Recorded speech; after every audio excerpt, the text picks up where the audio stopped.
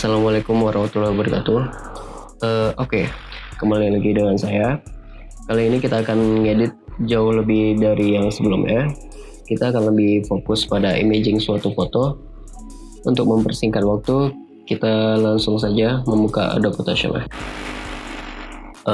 Oke, seperti biasa, kita langsung create new. Kita pakai template paper atau print, itu langsung A4. Kenapa A4? Ya seperti kertas yang kita print pada umumnya. Kita setting dulu ya, karena setiap tutorial ini kita format sesuai pabrik ya. Oke, kita langsung aja ngambil gambar dari luar, atau kita drag aja gambar dari luar langsung kita masukin ke dalam. Tapi perlu diingat, dragnya tuh ke lembar kerja samping ya. Kenapa nggak langsung aja ke kerja lembar utama ya? Nih sebagai contoh, karena dia akan membentuk smart object. Bisa di inisiatif kita klik kanan, rasterize layer, dia akan menyesuaikan layer ya. Oke, kita balik aja ke awal ya. Kalau kita menggunakan copy paste dari lembar kerja di samping ya.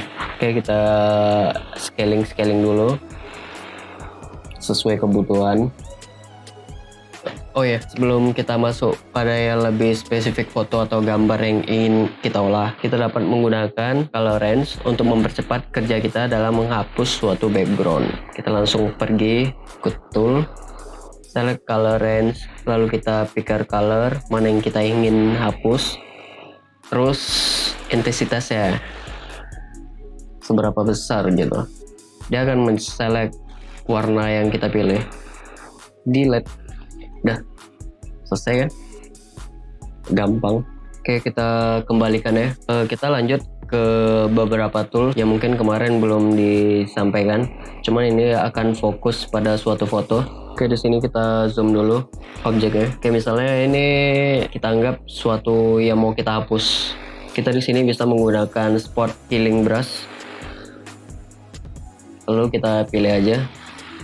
Perbedaan mungkin nggak terlalu cukup signifikan ya di beberapa fitur ya. Kita langsung pakai yang utamanya aja. Untuk sekadar klarifikasi dari video sebelumnya, untuk memperkecil brushnya atau size-nya lah, itu bisa kita menggunakan buka kurung sama tutup kurung yang ada di keyboard kalian. Kita coba menggunakan spot healing brush. Oke, jadi nampak di situ ya fungsinya, terlihat jelas. Di sini prosesor atau machine learning belajar menganggap bahwa itu adalah sebuah keganjalan dari foto tersebut.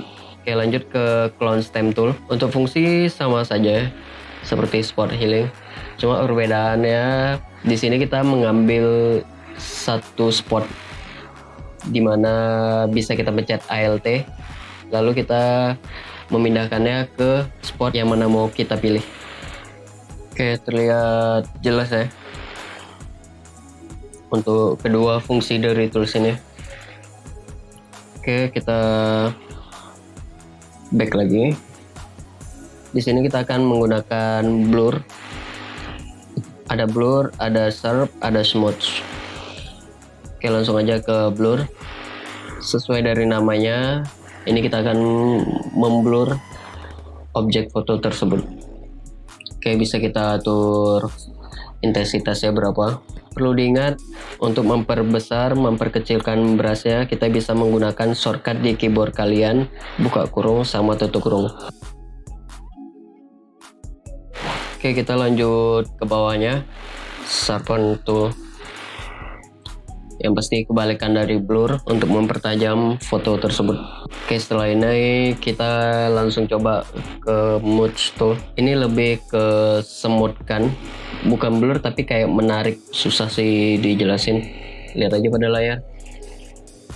Oke, nampak jelas ya perbedaannya. Oke, perlu diingat, untuk memperbesar, memperkecil lembar kerja kita bisa menggunakan kontrol tambah sama kontrol kurang.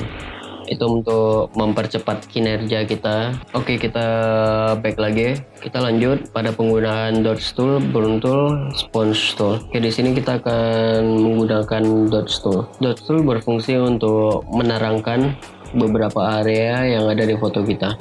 Oke, terlihat jelas ya pada layar. Oke, kita coba untuk burn tool yang merupakan kebalikannya. Kita back dulu.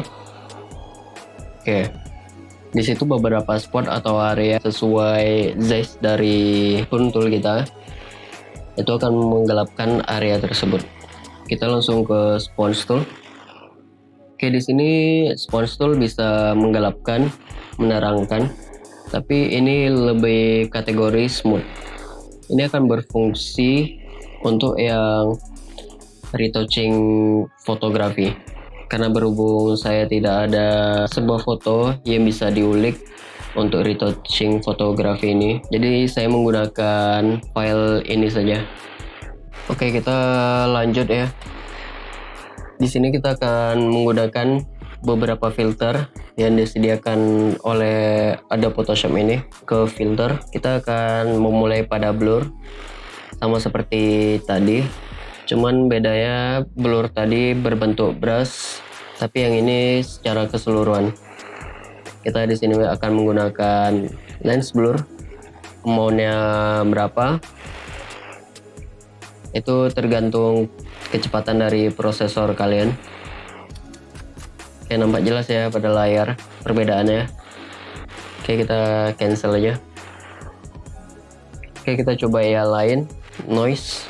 Kalau yang bingung noise itu apa, mungkin kalian bisa perhatikan pada TV-TV tabung. Dan di situ kalau misalnya ada semut-semut atau bintik-bintik kecil, yaitu dia. Nah, jadi di sini bisa kita seberapa banyak intensitas yang ingin kita gunakan. Dan noise ini akan membuat foto lebih estetik biasanya.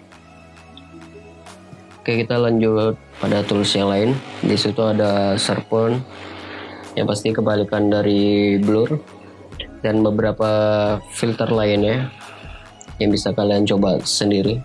Kita di sini akan fokus pada filter galeri.